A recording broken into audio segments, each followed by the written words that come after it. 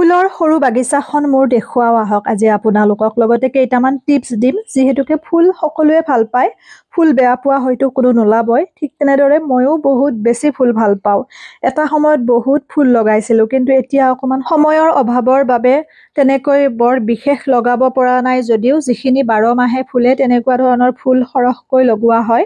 আৰু ঠাণ্ডা দিনত ডালিয়া বা তেনেকৈ কিছুমান সিজন ফুল লগোৱা হয় সেইখিনিয়ে আপোনালোকক ইতিমধ্যে মই দেখুৱাইছিলোঁ আগতে যেতিয়া ডালিয়া লগাইছিলোঁ কিন্তু এতিয়া অকমান মানে বন গজিছে সেইখিনি পৰিষ্কাৰ কৰি দিওঁ বুলি ভাবিছোঁ ময়ে কৰোঁ কিন্তু এইখিনি কাম ফুলৰ বাগানখনৰ যিখিনি সৰু কাম যিহেতু আমাৰ অকমান ঠাই আছে ঘৰত সন্মুখৰ ফালে বা লগতে পিছফালে গতিকে কিছু কাম কৰিবৰ বাবে সুবিধা হয় যদিহে হাতত সময় থাকে গতিকে এনেকৈ কালাঞ্জুখিনি এই সময়ত খুব সুন্দৰকৈ ফুলে আৰু এইটো বা কি ফুল কাইট থকা যে ৰঙা ইমান ধুনীয়াকৈ ফুলিছে এই আৰু লগতে 12 মাহে ফুলা যিবোৰ ৰান্ধনী ফুল বুলি যে কওঁ আমি তাৰে বহুত প্ৰজাতি আছে বেলেগ ধুনীয়াকৈ হেঙিং টাবতো দিয়া হৈছে ভাল লাগে আৰু এটা কথা ফুলত টাবত বহুতৰে পৰুৱা হয় লগতে ফুলত এটা বগা পোক হয় মিলিবাগ বুলি ফেনজাতীয় সেই পোকটো নোহোৱা কৰিবৰ বাবে আৰু যদি আপোনালোকৰ ফুলৰ টাবত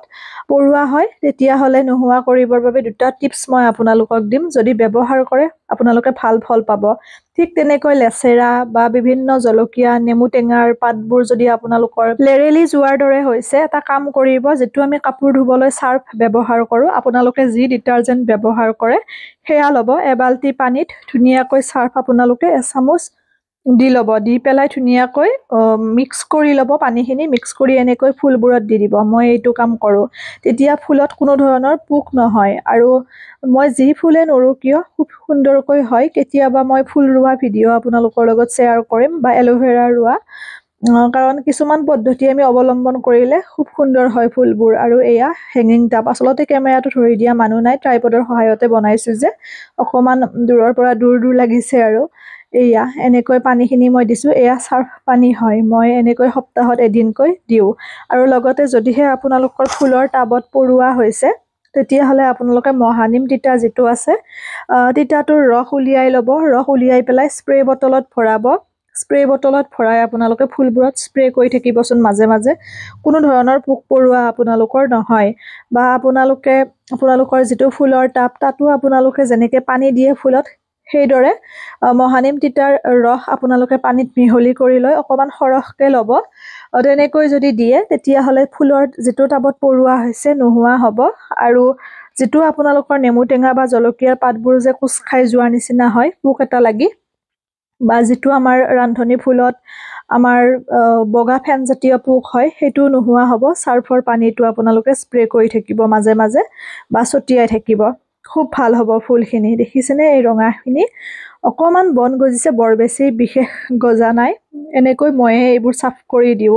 কাৰণ এইখিনি কাম যেহেতু নিজে কৰিব পাৰি আৰু ঘৰতে যদি ফুলৰ এখন সৰু বাগিচা থাকে বা ধৰি লওক ঠাই নহলে টাবত হলেও যদি অকমান ফুলি থকা ফুল থাকে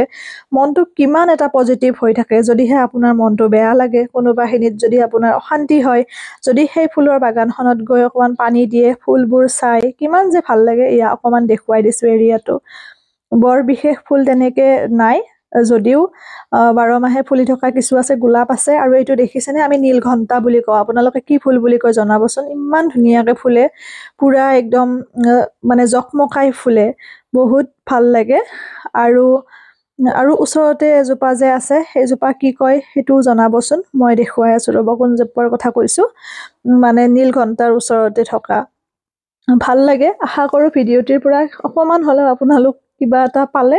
যদি ফুলত তেনেকে পৰুৱা হয় পোক হয় সাৰ্ফৰ পানী আৰু আপোনালোকে মহানিম তিতা মানে পাতটো থেতেলাই পেলাই ৰসটো ছটিয়াই দিব আৰু এটা কথা যদি এই দুটা কৰিবলৈ টান পায় তেতিয়াহলে কৰ্পূৰ যে আছে খোৱা কৰ্পূৰ